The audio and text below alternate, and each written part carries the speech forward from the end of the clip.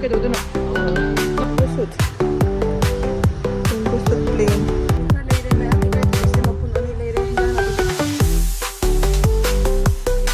Everyone, good morning and welcome back to my channel. Mayam hujik se ayuk kine pung manga tare ba. Ado hujik se borpeta sakena bus da phamme. Engon da ima thin bala ine ba hujik se. Ado ngasi dagi school hange mayam. Ngasi dagi school karani dagi di busy hoyani mayam khoi summer break se lo gi ba khangau de ba. Summer break se phangam dai di sathi na harawrami ko 1 month chahi ba je khangau de mayam. Ado lore mayam ngasi dagi full class hawrani. Akhoi gi nungai ba lore hai tare. Ado huju August tha si su sa bane ba ko. Ado sigadi July matam da summer break pi ba August se supira mata adi haide August si ne ba main sari se school timing de hane gi dum timing du gane ba ko 7:30 degi ni sabani na ayuk tigi timing pi ba ko 7:30 to 12:30 bone ba ado borpeta yoboda pudi kitang thenga ne ba ko pung ni pan mu tarani ado ni mayam kitawni upai lete duty ni tawda ba yada pudi na ko waswana tawri sini huzik se khali oinari bus se mi karakter ba bus se lak patangai ri chale ye bole bom chale na oh bol bom ge ai chala yo hai to mi lak ba hore mi la ya ba hai ka me school yore se degi ba school ni ko date 1 ni si se ai ming se le re sign to hege ma'am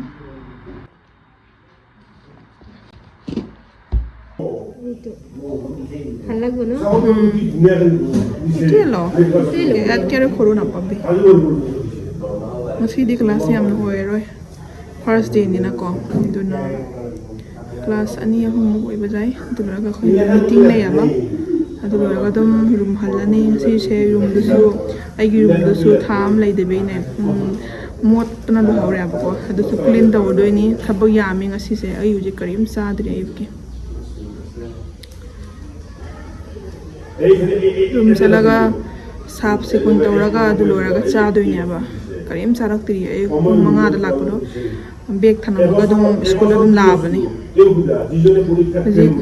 ngag leiraga dum halaga phajana room do phajana clean tawrani adu luraga khodaga cha doine ma'am ma siga sunglass sing Amazon dagi sunglass ma gi thibi wa ma ai bo dangor hoise itu sunglass sing bi wa ma gemta ingbiri ne se second oni ma'am kainon amla ni heigru akangba tai gari anana ai lobo aise ma'am chuti ore huji hallani yumda Lauta, hey mayam, good morning and welcome back to my channel. Mayam, ay nahan gi vlog to first August ki vlog to adu vlog to ngasi gi vlog siga dum join to drop nya ba ko nahan gi do ay continue to hold re ba adu ngarang se ilai yumda ngarang se Saturday nya ba adu ngasi sina Sunday ni adu ngarang udi vlog se se mo re ba ka na ngasi gi vlog se dum nahan gi do punchal lage khalli nya ba ado hujik se me ang se beltla market na ado ngasi se thabuk yami koi se beltla market hana chalurani egi bag amasu yad re ba bag yad bai se kino mari do tat khare ba ko ifa hari bag to ado mari do tat khare du se ma luge adai di kaino kai hai beltla market gi kino se lei ruge ikai thabi se lei ruge ikai thabi phangya ba beltla market ta Sunday ni mise ado ikai thabi se lei ruge ado loraga mo ko nursery mu chutui nursery da ne koi kino tulsi gi kino do mandi do adu su lei ruge to rubuni tulsi mandi se ko na ane gi dum pot ta dum thaya ba tulsi mandi se kuiri ba ina lei ge na khalei se ado ngasi se ja thorage age gi moi noi office ki jong si lei do ra jengani moi gi office ki snack plan ma thoda ye kya khangno lei ne khangde ado su yeng boina ngasi se thabuk se yami ma ado ji se khoi beltula yore beltula de gi na horani thabuk se ये सी bag से ने white colour की bag ले मैं इफा फरी bag से सी bag से आई के नो मरी से ना धोख रे बको तो असे से मन बपुर कुने बको बैग से दि फरी पामुइ ना को मरी ना धोखoi द यूज तो ड्रदी pamudrane duna mari se seman balak ni mem ya ore je beltola dikhar leire mem ikai thabi se mapun ani leire hinjang na biju khar leire ado hujik se khoi pod yon pham da mu chatle ba aina sa ha ki bado keno ke tulsi gi mandir ama lei gani ai bado thengani yo gari do ado ko mu khoi hang chalu hi ge nong thi su mange nong chu dore kinam tawre am yore sige ni na mu ka khoina pot logi bado se lai ado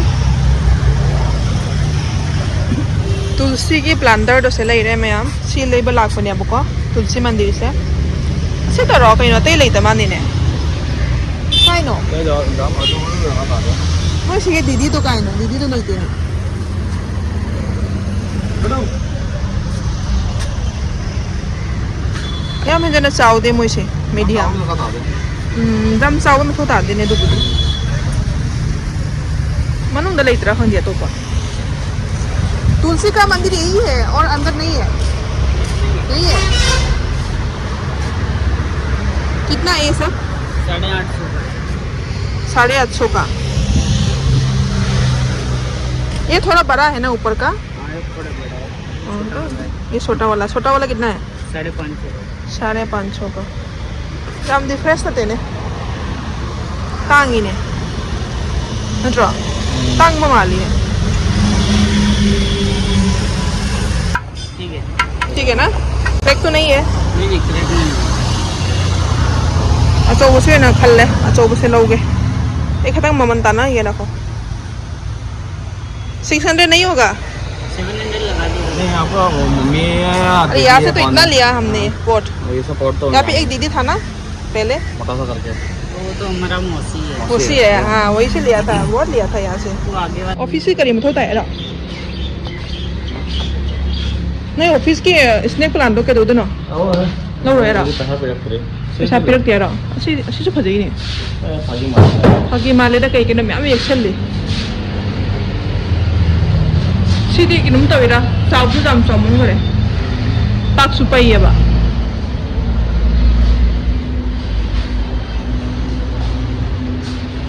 नहीं ये नाव दो मैं तो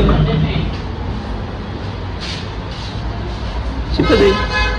office से कहीं ना हो नंग केबिन था ना बड़ा नंग केबिन थम ना बड़ा मी मोड पनी ना मी भी का नाम बोल ली बता यूरो वाला तो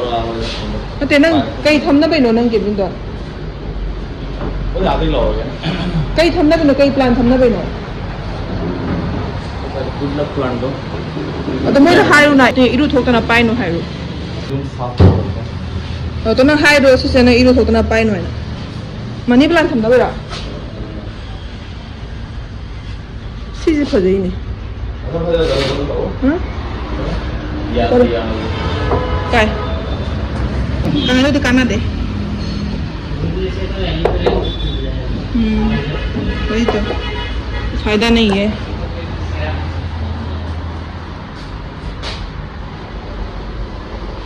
lâu ngày đi lấy từ đây kìa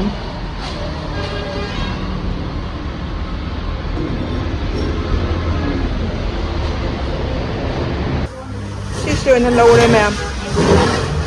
क्या ना मैं हम बता है मिलो 850 ने है मिलो सिसे 600 रुपये है तांग अब खंग दे दा लेबक तो ले गया लेबक तो नो ओको द्रा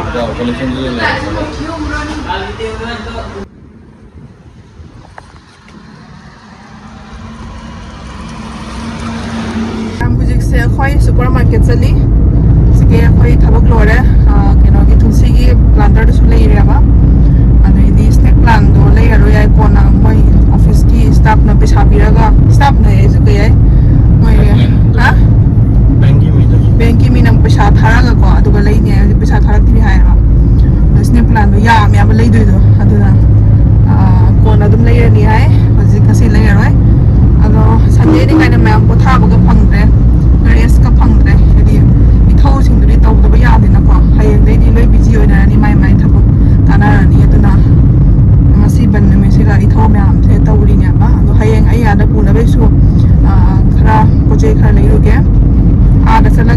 ꯕꯖꯥꯔꯗꯒ ꯆꯠꯇꯦꯕꯀꯣ ꯁ꯭ꯀꯨꯜꯗꯩ ꯍꯜꯂꯛꯑꯒ ꯕꯖꯥꯔ ꯆꯠꯄ ꯌꯥꯝ ꯋꯥꯏꯑꯦꯕ ꯅꯛꯄꯨꯗꯤꯅꯦꯕ ꯑꯗꯨ ꯑꯣꯏꯔꯁꯨ ꯏꯊꯟꯗ ꯕꯖꯥꯔ ꯆꯠꯄꯁꯤꯗ ꯅꯨꯡꯉꯥꯏꯇꯦꯕꯀꯣ ꯑꯗꯨꯅ ꯁꯤꯒꯩ ꯑꯗꯨꯝ ꯑꯩ ꯍꯞꯇꯥ ꯑꯃꯒꯤ ꯑꯗꯨꯝ ꯂꯩꯔꯒ ꯑꯗꯨꯝ ꯆꯥꯅꯕ ꯊꯛꯅꯕ ꯄꯨꯝꯅꯃꯛ ꯄꯨꯔ ꯆꯠꯂꯦꯕ ꯑꯗꯩꯗꯤ ꯀꯣꯝꯃꯦꯗꯅꯀꯣ ꯃꯄꯥꯟ ꯊꯣꯛꯇ꯭ꯔꯁꯨ ꯌꯥꯔꯦ ꯗꯥꯏꯔꯦꯛ ꯁ꯭ꯀꯨꯜꯗꯒꯤ ꯑꯗꯨꯝ ꯔꯨꯝꯗꯒꯤ ꯁ꯭ꯀꯨꯜ ꯇꯧꯕꯁꯨ ꯌꯥꯔꯦꯅ ꯑꯗꯨꯅꯤ ꯃꯌꯥꯝ ꯍꯧꯖꯤꯛꯁꯦ ꯁꯨꯄꯔ ꯃꯥꯔꯀꯦꯠꯇꯒꯤ ꯒ꯭ꯔꯣꯁꯔꯤꯁ ꯈꯔ ꯂꯩꯔꯨꯈꯤꯒꯦ ꯍꯤꯟꯖꯥꯡ ꯅꯥꯄꯤꯗꯤ ꯈꯔ ꯂꯩꯔꯦ ꯑꯗꯨꯅꯤ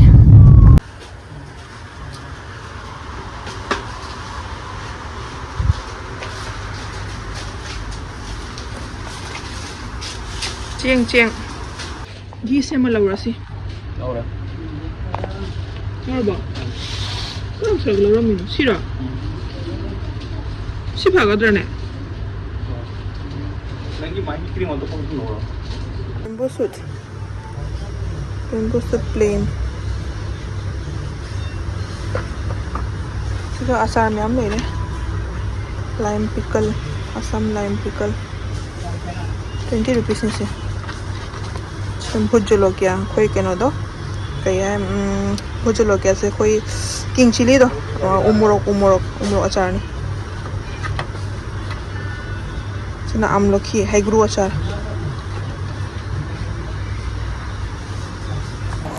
mayam ngasigi daily vlog se matang asida adum loisalage agi next vlog ta mayam yang na thengnarasi